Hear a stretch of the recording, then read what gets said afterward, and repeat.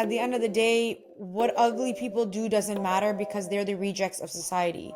They're in survival mode. People judge by appearances, so our appearance is our first line of defense, and it's the best way to convince people of the image we're trying to portray. Stop complaining about the patriarchy because that's not going to change. We're always going to live in this system. What's in your control is figuring out ways to take advantage of this system because there are loopholes. The weak point of the patriarchy is the men itself, and their weakness is women. So if you've ever felt frustrated or hopeless because you're in a man's world, this episode is for you. You're going to realize that being a woman is the best thing that's ever happened to you.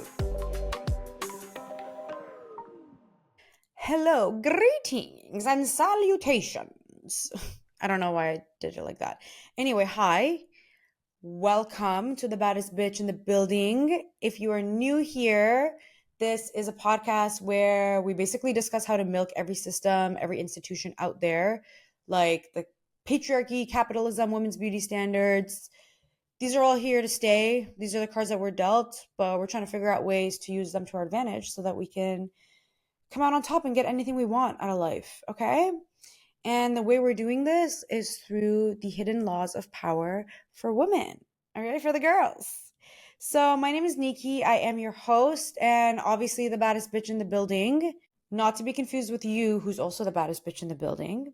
And if you haven't already, and if you feel like doing it, you can rate this podcast. You can follow, subscribe, like, drop a comment, whatever you want to do so that we can hack the algorithm, take advantage of that, and push this content out so that more bad bitches can find it. And honestly, that's it. We have so much to talk about today. We have lots to cover. I'm so excited. So that's enough of me yapping for my intro.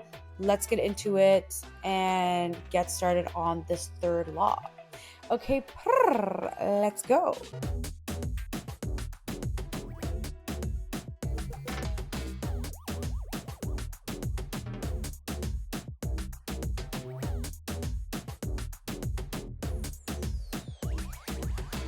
All right, law number 3.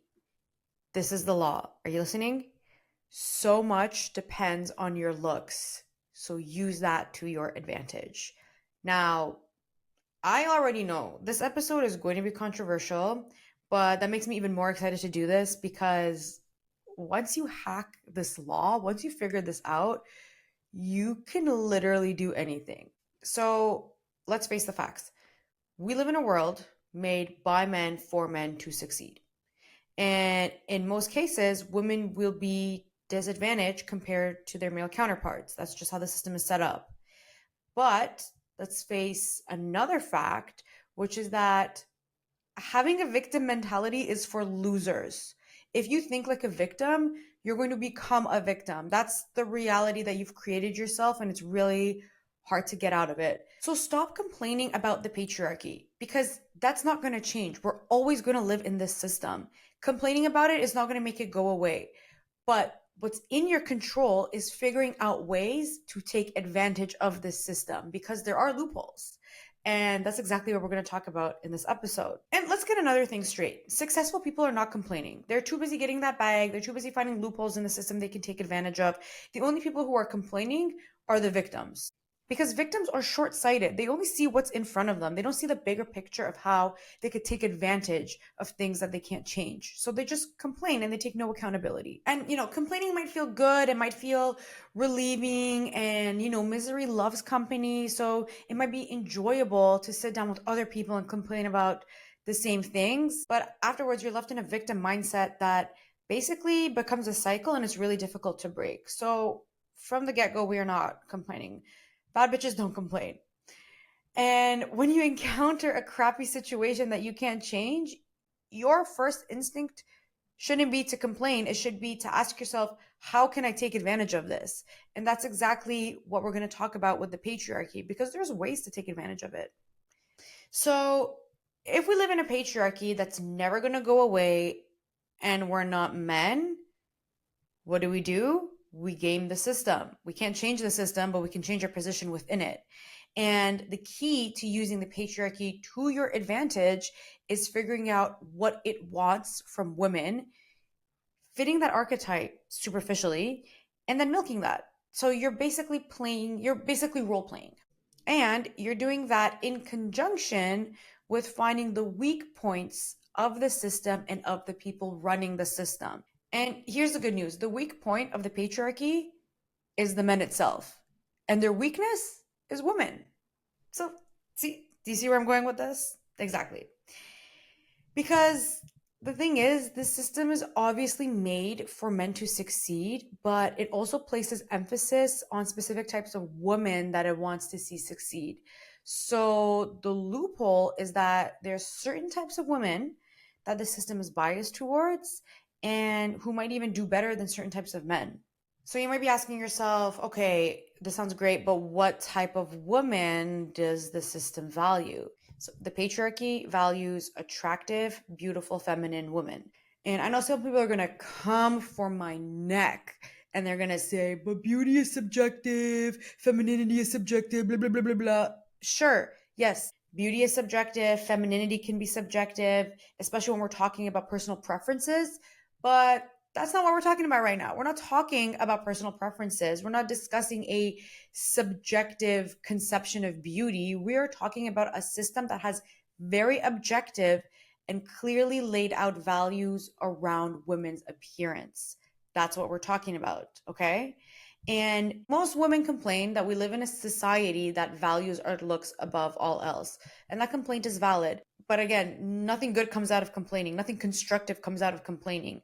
And I'm not saying it's right that the patriarchy values women's looks above everything else, but whether this is right or wrong is besides the point because these standards aren't going to go anywhere. And again, here is some more good news, which I think most of you baddies already know. But if you fit the beauty standard, you're literally invincible. And fitting the beauty standard doesn't mean changing who you are. You don't have to actually fit the standard. You just have to sell a version of yourself that's going to convince people that you're this perfect fantasy woman. And as we're going to talk about today, you'll see that it's really not that hard to sell this version of yourself because we're kind of hardwired to be that version anyway, which I think will make sense when we talk about it. Okay, I know that sounds really messed up to say, but your looks are not only your first line of defense, but they're also your currency. They're basically what you're using to sell and market yourself, if that makes sense. And maybe you're thinking to yourself that this law and the views and logic underlying it are very pessimistic, they're cynical, they're manipulative. So let me ask you this. Do you think that the patriarchy will be dismantled in our lifetime? Do you think that in a world where abortion is being recriminalized, where the gender pay gap still exists, where when women are asked if they'd rather run into a man or a bear in the woods, the consensus was the bear? Do you think that this reality in itself is not pessimistic? That men are not using their power to manipulate and subjugate women, either willingly through violence or unwillingly by coasting through a system that was designed for them to succeed and have an easier life? Because the truth is that the patriarchy hurts men in some ways too, but men usually respond by trying to hurt other people. They respond through violence a lot of the time. But we're women, okay? And we have way more tools under our belts, like emotional intelligence, beauty, femininity, intuition, the ability to create a fantasy around us. And remember that the patriarchy exists because men saw how powerful women are just by us existing, and they had to try to create a system to strip us of that power. So, just by virtue of the patriarchy existing, it shows how much men perceive women as a threat just by existing, just by being women. But honestly, joke's on them because they didn't realize we'd come along and still try to game that system that's trying to control us, which I think is a much better approach than sulking and trying to hurt people. Like, no, we're trying to get that bag. That's what we're doing. So, the patriarchy is the world we all live in. And if you're not doing everything in your power to get ahead and to get what you want out of that system, then you're playing into the system in exactly the way it wants you to. And there's only one outcome to doing that, which is losing, coming out a loser. But you're not a loser. And you're listening to this episode, which means that you're thinking of how to game the system, which already makes you a winner. So if you've ever felt frustrated or hopeless, or if you've ever felt lost, like giving up because you're in a man's world, this episode is for you. Because by the end of this episode, you're going to realize that being a woman is the best thing that's ever happened to you, even though we live in a patriarchy.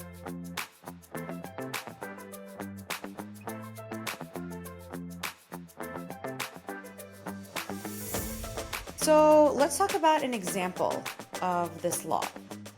And as you might have already seen on TikTok, Bethenny Frankel got denied entry into a Chanel store in Chicago back in May of this year.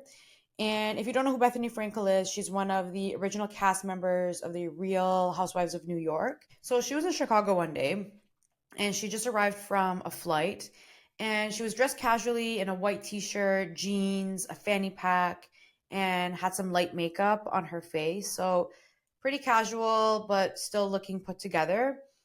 And she tries to go into the Chanel store. And the sales associate opens the door a tiny bit and asks if she has an appointment. She says no, and he says they can't let her in. And the way she described it, the man was rude and condescending, and he wasn't on his best customer service behavior. So the next day, she goes to the store dressed completely differently. Girl's got a full beat. She has an expensive looking dress. She's wearing black heels. She's got Chanel earrings on and she's carrying a Chanel purse. She literally looks like a real housewife of New York. She looks like $1,000,000. And she walks up to the door and they let her in almost immediately. And if you guys want to see this, she actually posted all of it on her TikTok. So if you just search Bethenny Frankel Chanel, all the TikToks will come up. It's actually really entertaining. She made a whole series out of it. And I think this is a really good example of pretty privilege doing its job. And it really, really, really shows how quickly we are judged based on our appearance. People judge by appearances. So our appearance is our first line of defense, and it's the best way to convince people of the image we're trying to portray. So many people get caught up in how bad or harmful it is that society and patriarchy focuses so much on our appearance, but people don't think about how we can use that to our advantage because that's literally the first thing people see. So it's so easy to sell a version of yourself that you want to convey, to literally cosplay as whatever you want to be.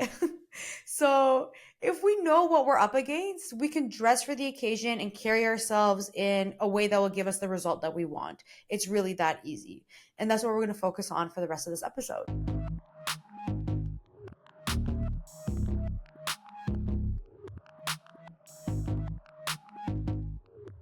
So, like I said, the key to hacking the patriarchy with your looks is figuring out what it wants from women, fitting that archetype superficially, you're not changing who you are, and then milking it.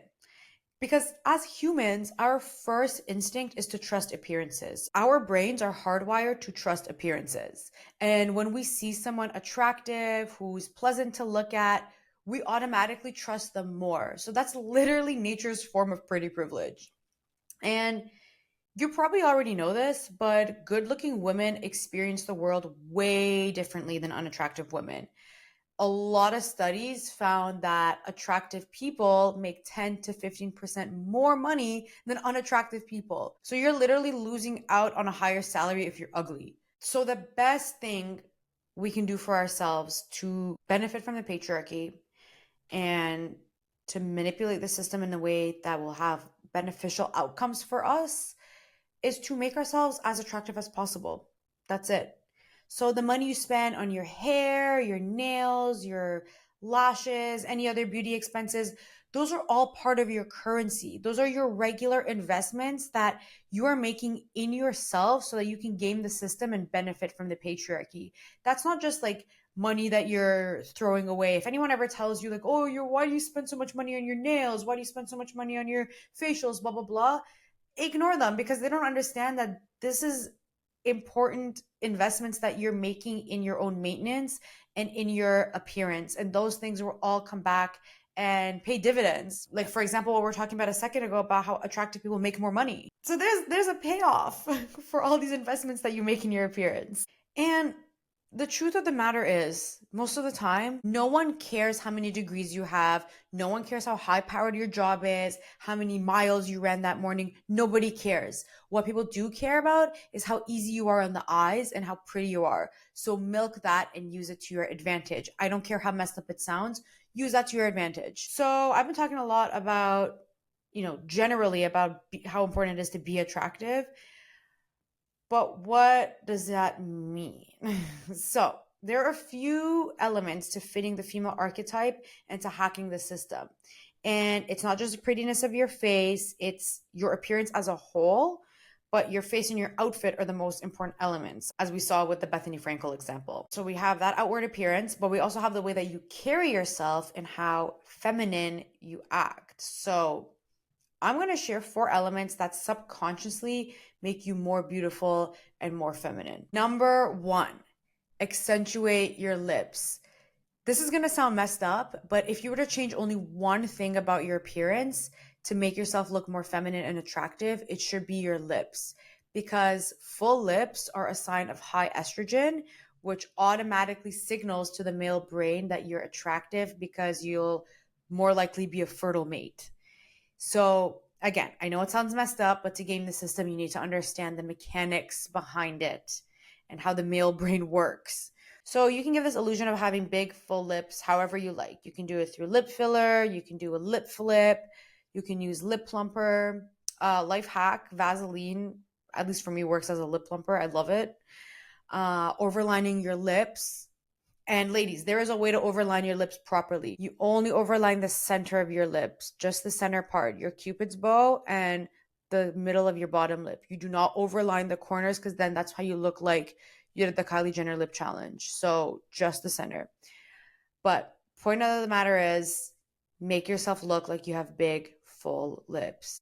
Y'all see my lips? There's like 3 cc of lip filler in here, plus I overlined them. Okay, so no excuses. Number 2, work out and lift weights. Okay, you need to look fit and healthy, and lifting weights is the only way you're going to change the shape of your body aside from surgery. And if you're thinking about the body positivity movement and how the standards for women's body types might have changed, I hate to break it to you, but the body positivity movement is a capitalist marketing tactic. It's not a change in women's beauty standards. It's just a way for companies to connect with more consumers and create a wider range of sizes so more people buy from them. The beauty standard for women's bodies has definitely changed over the years from very skinny to more curvy and hourglass shaped, but there is still a beauty standard for how women are expected to look. Okay? Don't get the body positivity movement mixed up with women's beauty standards. So, if your face card is giving, but your body card declines, then unfortunately you're not doing everything you can to milk the system. The package, it's you as a whole. It's not just your face. And dressing in a way that accentuates your nice features and gives an illusion of feminine features like curvy hips is also important, which leads me to my next point. Number 3, dress nicely and always look put together. You need to dress like the version of yourself that you're trying to be. Like you already made it. You're where you're meant to be. And when I say to look put together, this means everything: hair, makeup, jewelry, perfume, outfit, nails, shoes. Everything looks tidy and clean, fresh, appealing to the senses. You smell good, you look good, because you're not just visually appealing because you're pretty. Your outfit is nice, your colors are coordinated, you smell good, your perfume lingers in the room even after you're gone. And I can already hear some people saying, oh, I don't have the time to do all this. I don't have the patience to do all this. I don't have the money to do all this, blah, blah, blah, blah, blah, blah, blah. All excuses, all freaking excuses. Because when you look put together, you automatically signal to people that you're someone who holds themselves to a high standard. Anybody who complains about the things that I'm saying right now and who wants to push back against it just doesn't want to do the work to take advantage of the system. Again, it's a victim mindset. It's a victim mentality, because complaining is easier than actually doing the work, especially in the short term, because victims are short-sighted, right? But we're not concerning ourselves with those types of people because you're already here, you're listening to this. you're trying to game the system. So anyway, going back to what I'm saying, you look like someone who holds themselves to a high standard. You value yourself by investing time and money into your appearance, into yourself, and also into your well-being, which goes back to my previous point of being fit. These things are all rooted in self-respect. So you're signaling that you expect the same level of respect from other people, because we respect people who respect themselves first. People will take your lead on how you treat yourself. They'll use your self respect as a barometer of what they can get away with. So when you look like somebody who holds themselves to a high standard and you act like that too, then people are not going to mess with you because they know that they can't get away with it. And going back to body types, wearing clothes that give you an hourglass shape will work wonders. A hack for that is wrap dresses. They literally look good on everybody, every body type. So get yourself some wrap dresses. They're super cute. Okay, number 4, avoid wearing masculine things. This might ruffle some feathers again. I don't care. There are so many trends right now that encourage women to dress in a masculine way, like dad shoes, baggy jeans, baggy t-shirts. These are all going to work against you. Or wearing Jordans, which I know is not a trend, but it's something that is like still considered like trendy, I guess. Even wearing pants. I feel like there's something so uniquely feminine about wearing a dress or a skirt. It's just a look that you can never pull off if you wear pants. It's just so much prettier.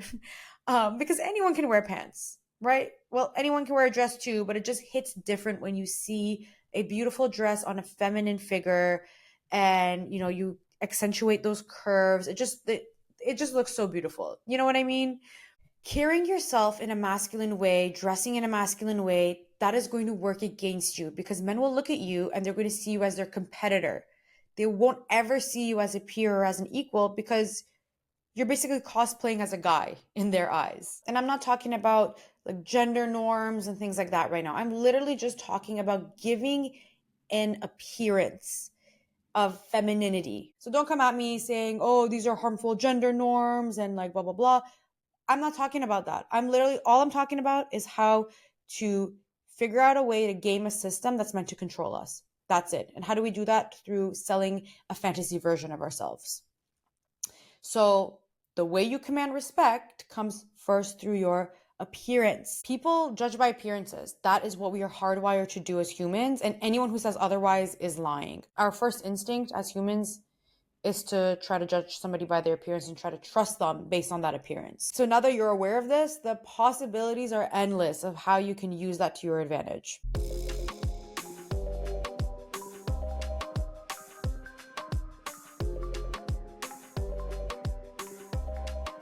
All right, this is the point of the episode where we talk about the reversal of the law, anything that it might not apply to.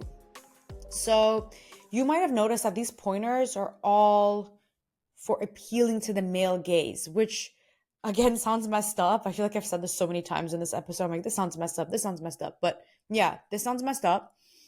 But we are not doing this for male validation. We are doing this to hack the system. I'm not saying to dress a certain way because that's what men like and we want to impress them. Hell no.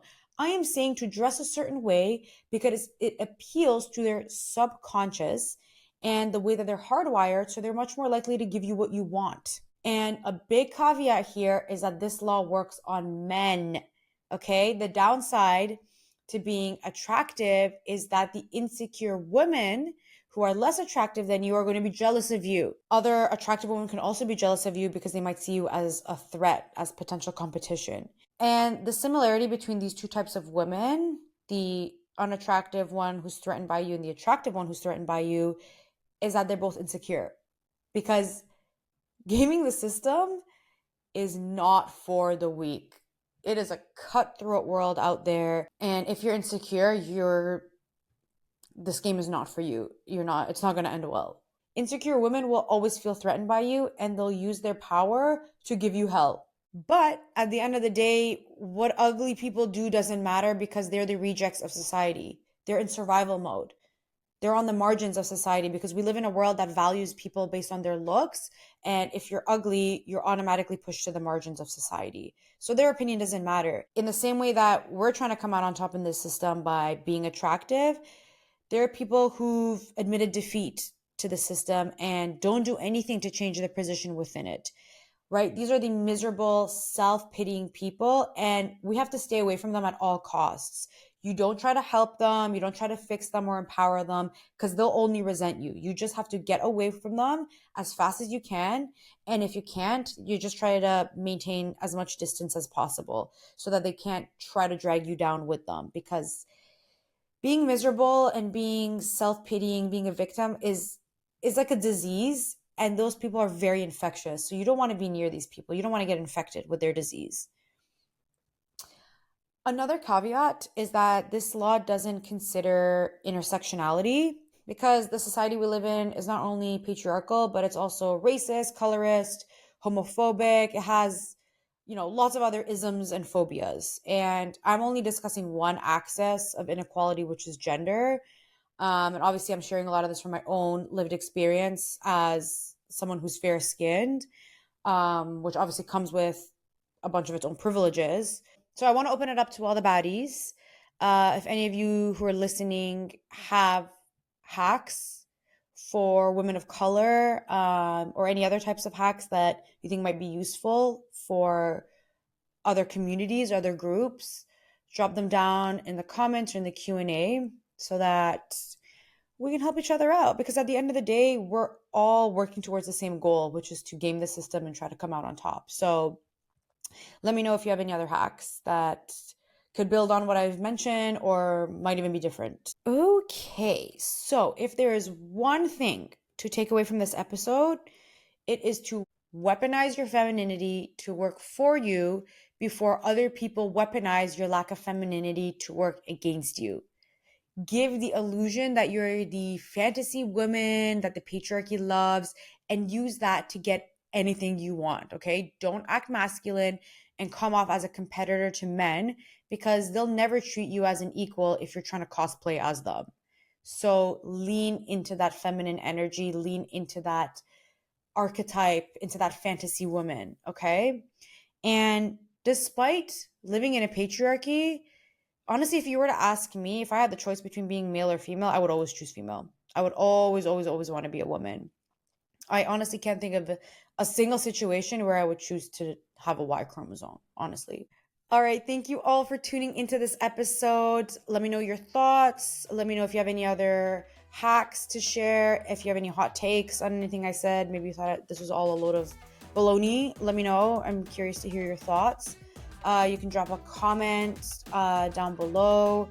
You can also hit me up on my socials. That's in the show notes. And if you like this episode, you can follow, subscribe, rate, do whatever you want.